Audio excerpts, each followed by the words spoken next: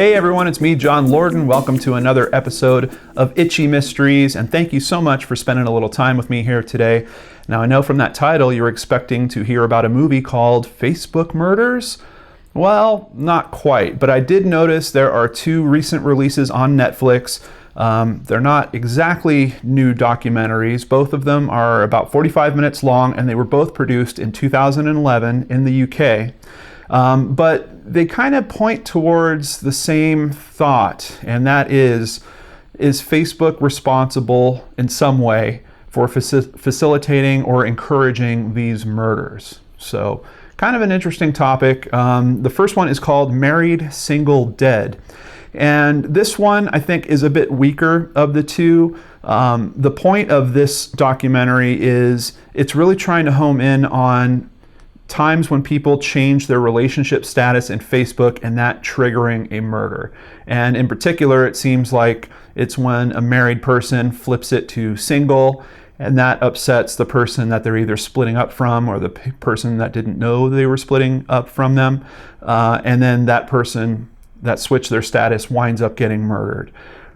Certainly an intriguing thought, but unfortunately, as you kind of go through this documentary and watch it, I mean, they do find 4 cases where it appears like that happened. The documentary really focuses on one case in particular, and the other 3 are just kind of these anecdotal pieces that are shot in the middle of that one case being talked about. It's not extremely well done in terms of the production of it. I'm always looking for, are the shots interesting? Is the music interesting? Is the narrative interesting? The only thing that this documentary really has going for it is the narrative, particularly about the relationships and what went wrong in the relationships. And then, of course, ultimately the person switching their status and what happened after that fact. And for those of you brain scratchers out there that are more about true itchy mysteries, both of these documentaries are a bit more like a case cracked, because you're really going to get to understand what happened in the case and how it also came out. So that's the first one, Married, Single, Dead. On a scale of 1 to 10, I would give that a 5. And quite honestly, if it wasn't for this trend that I noticed of both of these documentaries kind of being about the same thing in regards to Facebook triggering events like this, I probably wouldn't have even covered it. But I think it is a good companion piece, particularly if you enjoy the second one that I'm going to talk about, Murder on the Social Network.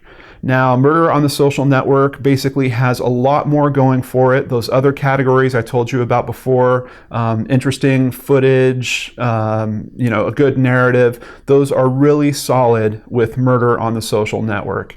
And what's interesting about that is it's not keyed to one thought, kind of like Married, Single, Dead is, where they're really looking to kind of focus everything on this person changed their status and then they were murdered.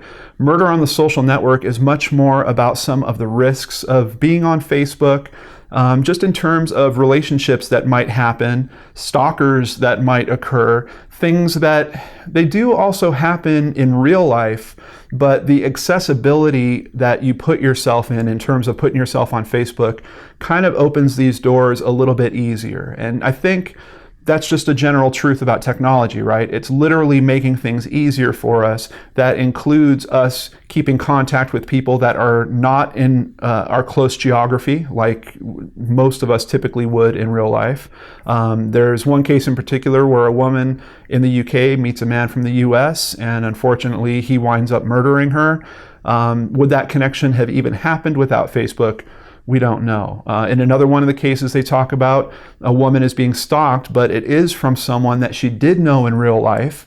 But you have to wonder, if he didn't have Facebook, if he wasn't able to kind of feed this fantasy of his that she should belong to him, would he have taken the steps that he ultimately took as well? So Murder on the Social Network really raises a lot of very interesting questions. I came out the end of that documentary wanting to see more, and that's why I think if you feel the same way, maybe you should watch these in reverse order. Watch Murder on the Social Network first, and if you enjoy that, then jump over to Married, Single, Dead. Just know that Married, Single, Dead in terms of its production values just isn't going to be quite as high. So Murder on the Social Network, on a scale of 1 to 10, I would rate it I'd give it a 6.5. And in particular, because of the narrative. I mean, it's also edited well, there's some interesting shots, but in particular, the questions that they're opening up, even though they don't really dive into them very deeply and don't really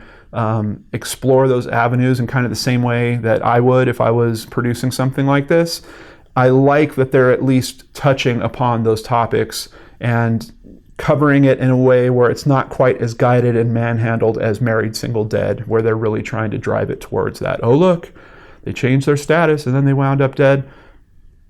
It's, you know, it's certainly true in those cases, but in terms of putting out a documentary, I think it's much more interesting to consider all of the implications of Facebook as a tool for people to sometimes do bad things. And the other great thing about Murder on the Social Network is they are very clear about Facebook also being a tool for very good things to happen.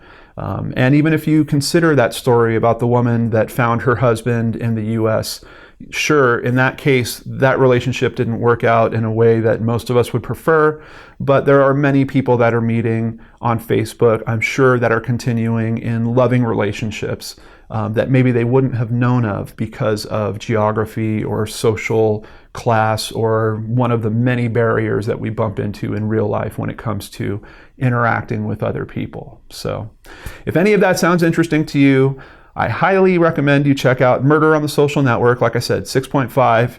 And then if you like that and you're itching for a little bit more, maybe watch Married Single Dead. And together, those are about 1.5 hours. So typically that's about the length of a good documentary in the true crime vein that we would usually cover on the show here. I hope you enjoyed it. Thank you so much for hanging out with me today. I wish you all a great day, and I will see you on the next show on the Lord and Arts channel. Take care, everybody.